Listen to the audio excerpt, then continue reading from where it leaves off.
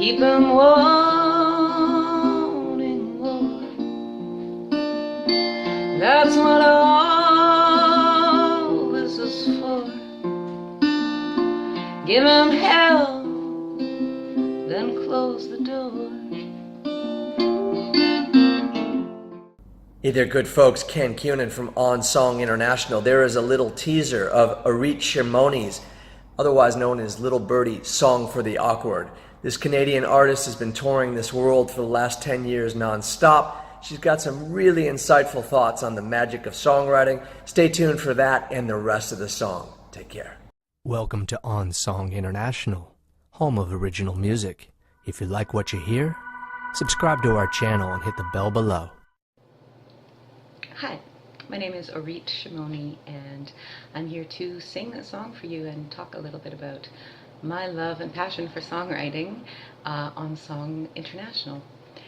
So, for me, the magic and kind of obsession with songwriting is the fact that songs seem to come from a combination of inside ourselves and outside of ourselves, and where those two spaces meet is where the magic happens. So, you know, we live our lives, we observe, we absorb, we listen, we're tuned in to other people and events and patterns that we notice, and then that gets processed with our own backstory and our own experience and our own thoughts. And that interplay is fascinating to me because that's where the whole meaning of being alive happens. That's also something that happens in the performance realm. So there's the writing process, which is hopefully combining internal and external, but the performance is when you can actually feel whether it worked or not, because you have live human beings there now absorbing what you've had to say about your process, and they have reactions, and sometimes they come in laughter or tears or applause or thoughtful looks. And so there's so much magic in song. The song that I have often started my shows with ever since I wrote the song is a song called Song for the Awkward. Part of that is because it has a nice guitar part that kind of set me up as a not too shabby guitar player, relatively. And I knew that when the voice comes in, there's something kind of striking about the way it opens, or it seemed to work. So I kind of kept going with that it was a good way to set up, okay, this is who I am as a songwriter, and the audience can hear that I don't suck off the bat.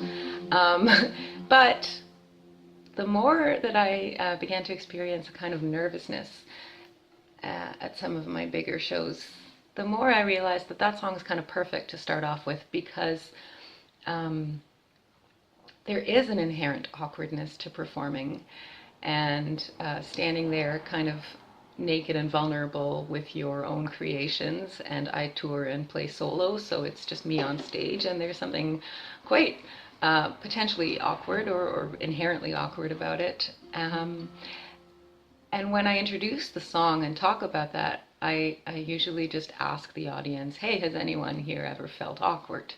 And that usually gets a laugh, because all of us have.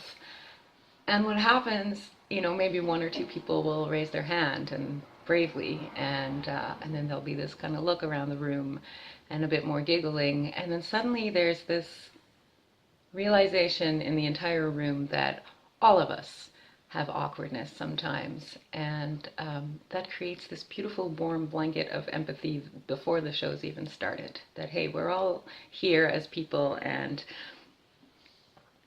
it's there's nothing to be ashamed of. And then people kind of tune into the song more, because what's she gonna say about this whole awkwardness? So here's Song for the Awkward. By the way, I hate doing selfie videos, so this is totally awkward for me.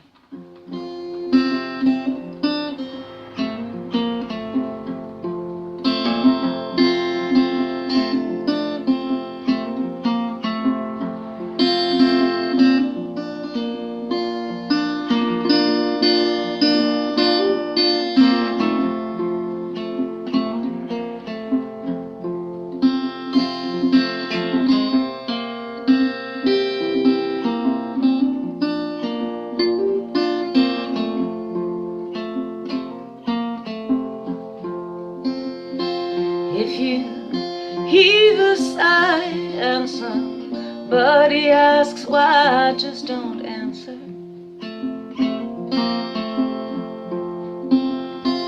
If they don't know by now what is clear, they will never know.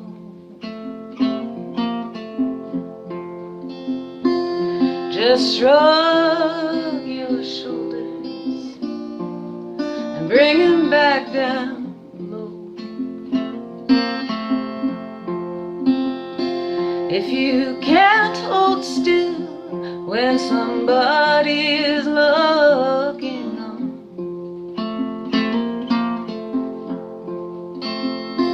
find a quiet moment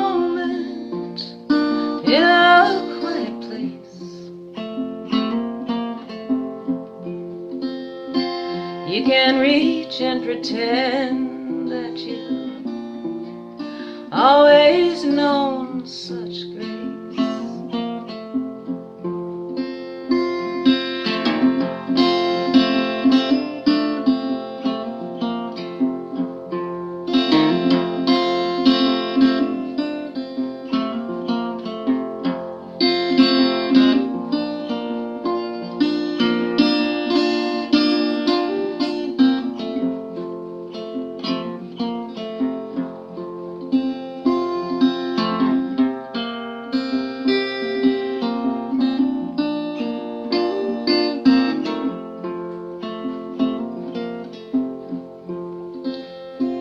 If it moves you too much to have somebody too close, you can keep your own keys, you can manage your own damn dose.